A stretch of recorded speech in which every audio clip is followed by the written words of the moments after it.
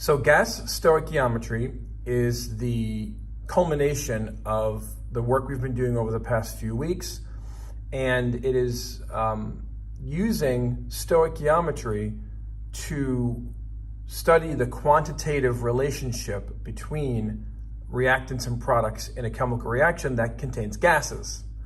And we're going to see in a moment how it all plays together. So here's a real world scenario. Imagine that you have an airbag in a car, which all of us do nowadays, unless you have an older car. Many people think that the gas is stored in a container, like a tank, and the tank is opened, and that's what inflates the bag. But it's actually a chemical reaction. So, and the gas has to be produced rapidly. So it's this substance, sodium azide. It's decomposed into sodium solid and nitrogen gas. Okay, and this is a balanced equation. So if we wanted to determine how much we would produce in this recipe, or how many moles, or therefore how many grams, but more than that, how much volume we wanted to produce in this bag. And there's different airbags, right? There's side bags, there's curtain bags, I call them curtain, ones that come down on the side of your head in a car. They're all over the brand new cars. The airbags pop out everywhere, depending upon, I think, which direction your car gets hit from. The different sensors get triggered and different airbags pop out. But they're all of different volumes. So if you wanted a certain volume of nitrogen gas, you need to know how much sodium azide to decompose. And so that's where gas stoichiometry comes into play. So when gases react, the coefficients, remember these, the numbers in the front, not the subscripts, we can't change those. But the coefficients in the balanced chemical equation, they represent both molar amounts and relative volumes. Remember we said earlier in the gas laws unit that, or this is the same unit, but 1 mole of any gas takes up 22.4 liters of volume. So there's a relationship there. And so when gases are involved, these coefficients also relate not only to the moles, but to the liters. So in this case, I've got 2 liters of hydrogen. I've got 1 liter of oxygen. They're both diatomic Brinkelhoff molecules. And then I've got, which creates 2 liters of water. Okay, 2 moles of water, 2 liters of water. So those numbers are interchangeable. Moles, liters, moles, liters. That's the point of this slide. So a sample problem is converting the volume of one substance to the volume of another substance in a balanced chemical equation. So a sample problem might say, what volume of oxygen gas, and immediately you know that that's O2, is needed for the complete combustion of 4 liters of propane gas? And this is the kind of gas that you burn in your barbecue, propane gas, C3H8. And it mixes with oxygen in the air to create, and this is combustion. So combustion reactions result in 2 substances only, carbon dioxide and water. Those are the reactants, okay? So if you didn't know, remember what if this problem doesn't tell you what the products are, this is the word that explains it, combustion. So assume that pressure and temperature remain constant. Okay, so see how we're combining the stoichiometry that we learned before with the gas information from the last part of this unit. Okay, so the known value is 4 liters of propane, and I want to know how many liters of oxygen are made. Remember, the first step of every stoichiometric problem is a balanced chemical equation. So you have to write the balanced chemical equation out first. That's why you need to know about this combustion. So this is what it is.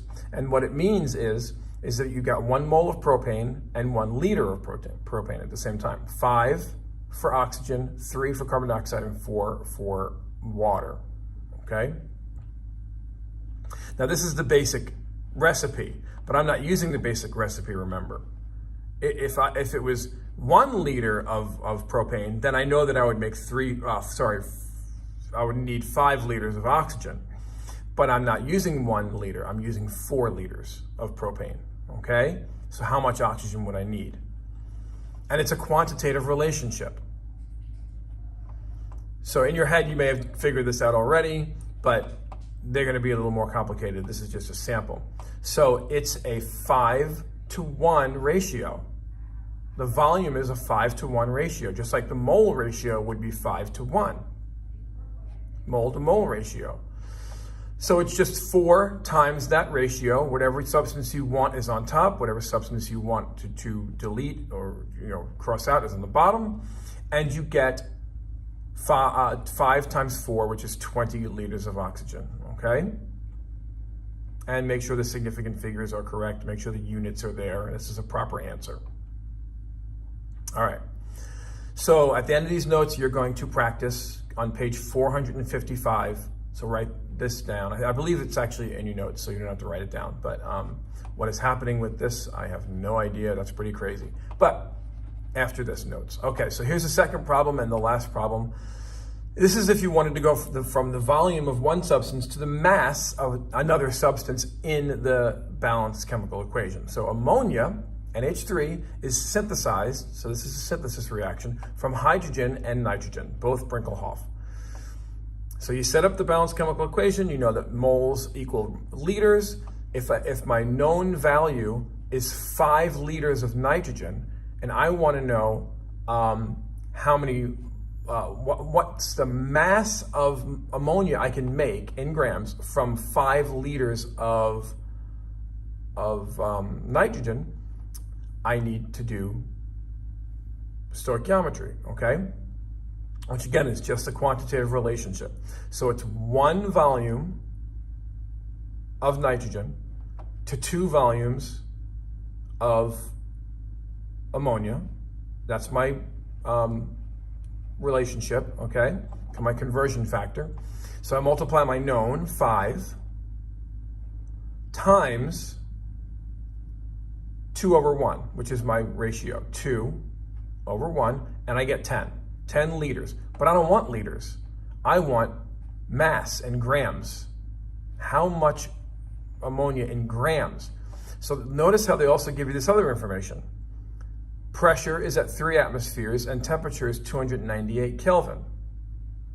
And remember, this is amount. Mass. Could be moles too, but this is mass. Doesn't matter. Mass or moles, we need what formula?